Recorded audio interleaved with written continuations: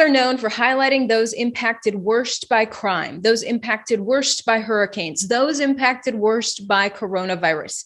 But people whose lives have been forever changed after taking vaccines are shunned and ignored. When I was at Fox, my bosses told me not to cover the deaths of those who have taken the COVID-19 vaccine. The CDC is now reporting nearly 3,000 people have died after vaccination so far. There's too much to get into on some of these deaths to know what other factors people had.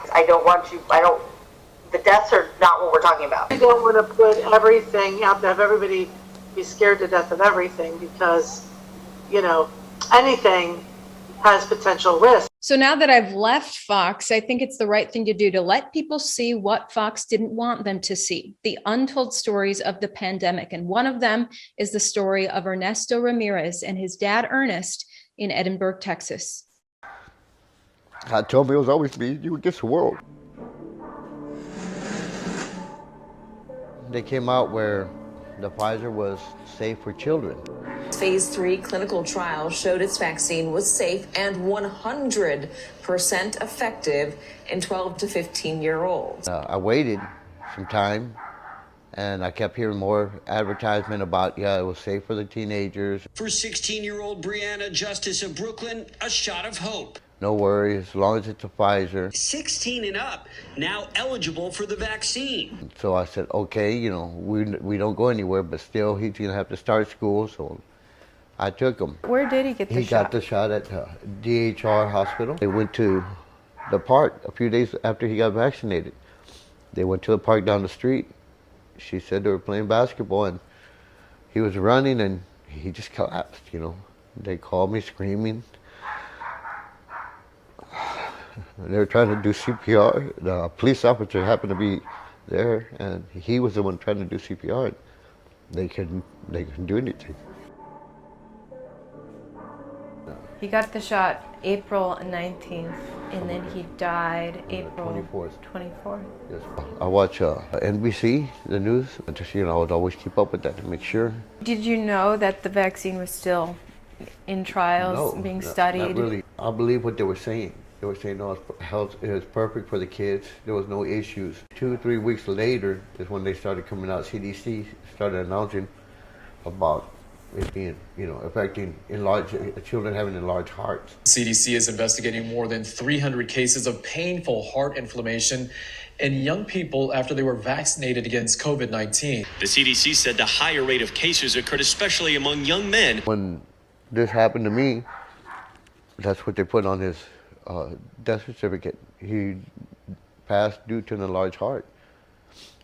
He was healthy. Ernest says it took about 3.5 months of waiting, even getting a lawyer involved, before a copy of his son's autopsy was finally released to him. So finally, magically, the report came out. It came through. Did it mention the vaccines at all? Or? No. It did confirm Ernesto died of an enlarged heart, also called cardiomegaly.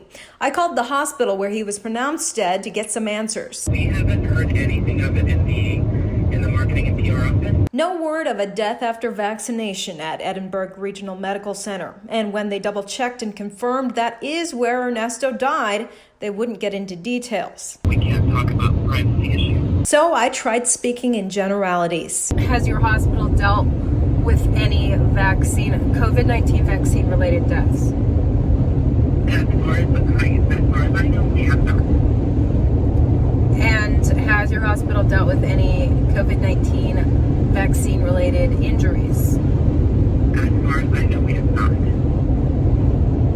And is your hospital actively looking for and recording that sort of case? That's information that I'm not sure. I can look into it, I can ask, but again, as I said, when we get the cases as they come in. And in this case, it was an emergency case, and so it was treated as a trauma case. To me, this is murder. Somebody has to answer to it. Did you file a VAERS report?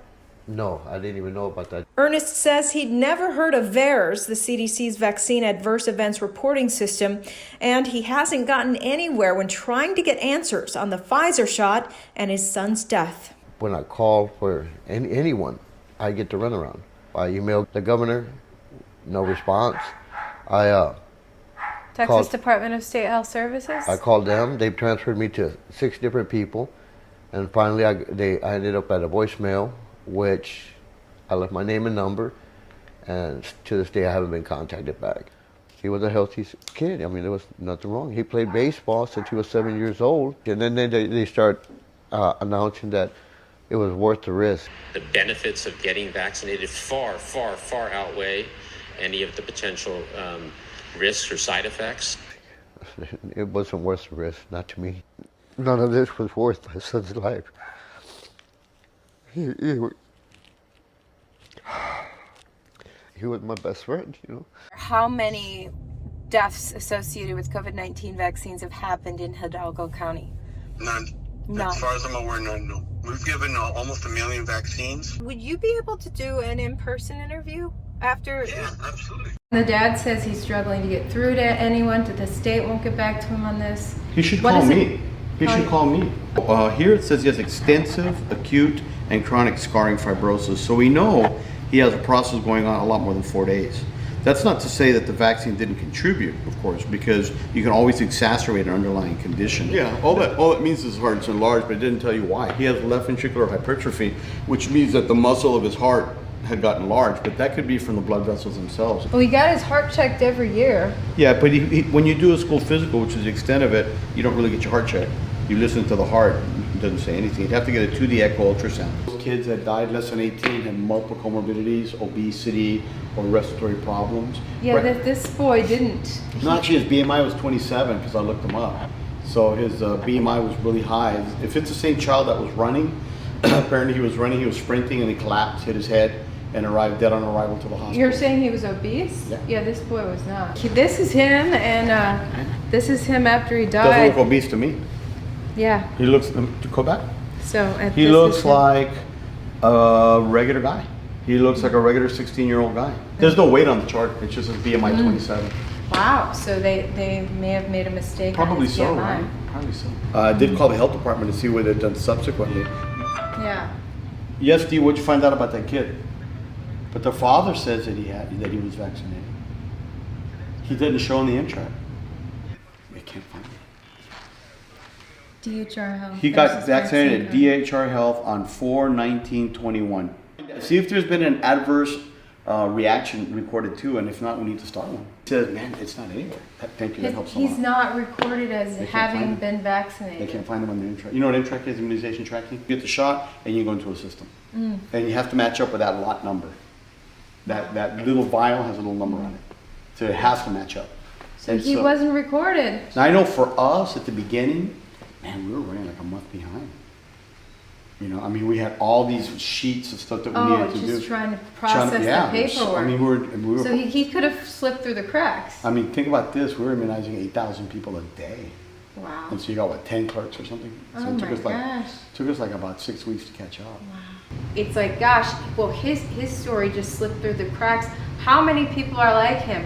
Is the death rate actually higher after? And I would say that in all likelihood, it probably is.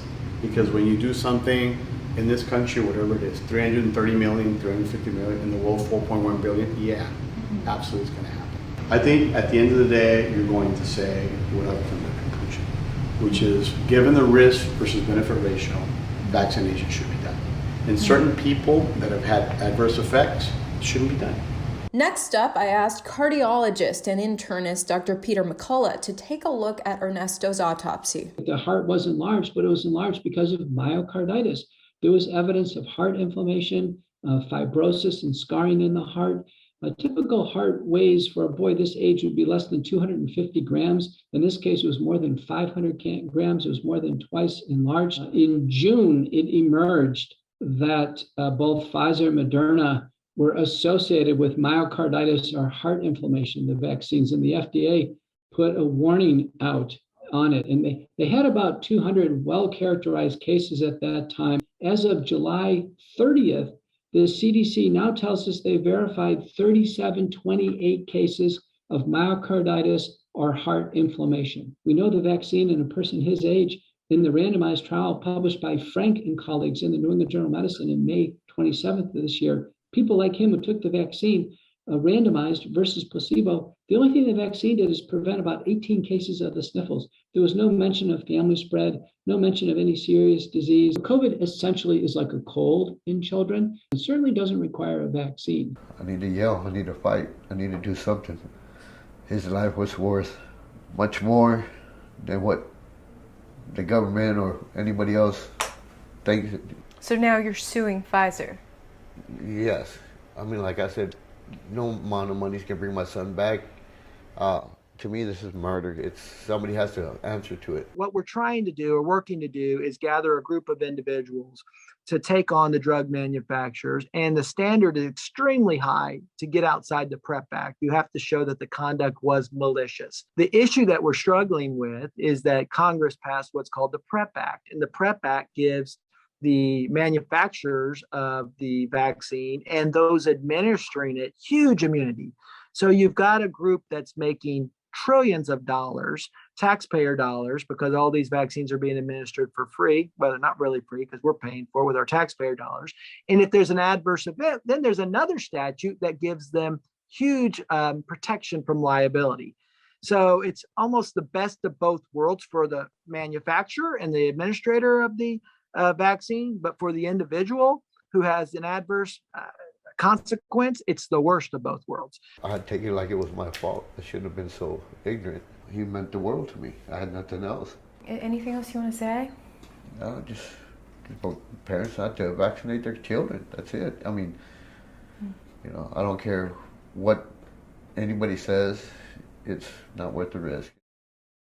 The FDA's website says if you have a severe reaction to the Pfizer shot, first go to your hospital. Then it's a good idea to call the vaccine provider. Also, document what happened to you on the CDC's VAERS database. That's VAERS online. If you're not getting anywhere with that, reach out to attorney Jared Woodfill. He is gathering a group of patients who've had severe reactions or death to try to go up against these vaccine manufacturers. As for Ernest, he is planning a trip to DC to tell his son's story. If you want to support him, you can go to his GoFundMe called Junior's Voice. As always, you can send me your story ideas and feedback. Email me ivory@ivoryhecker.com. Thanks so much for watching. I'm Ivory Hecker.